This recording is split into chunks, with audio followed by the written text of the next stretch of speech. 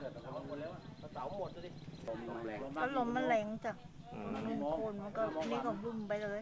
อยู่ในห้องน้ำกว่าประมาณตอนที่ยายอยู่อะครับยายอยู่ตรงไหนฮะอยู่ในห้องน้ำจ้ะหนีหลบอยู่ในห้องน้ำ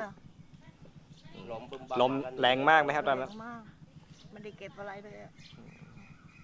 แล้วมันตกนานไหมครับฝนนะมันมา3 ทุ่มนะ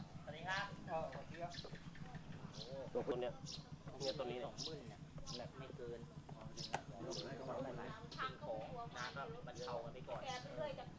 จะช่วยเป็นตังค์ไม่ได้ช่วยโค้งใช่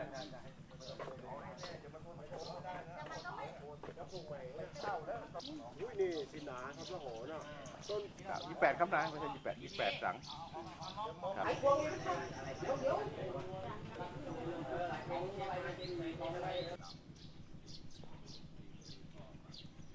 ไม่มีหลายอำเภอที่มันอย่างเงี้ย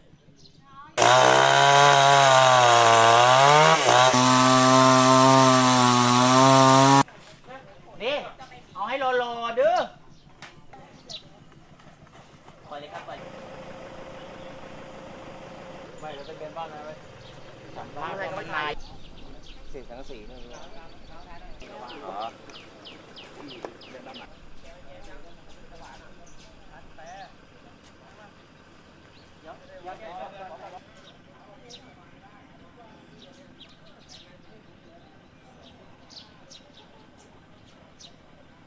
ล้อจับมาหน่อย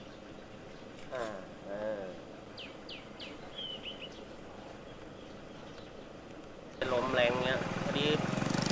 ก็มารู้ข่าวตอนจะมืดแล้วชาวบ้านก็แจ้งไปว่ามีไอ้บ้านเรือนเสียหายเนาะแล้วก็กิ่งไม้ทับสายไฟหลายที่ก็ออกมาสำรวจแล้วก็เอาเลยเครื่องมาตัดพร้อมกับไฟฟ้าเนี่ยแถบทางหมู่บ้านนะครับ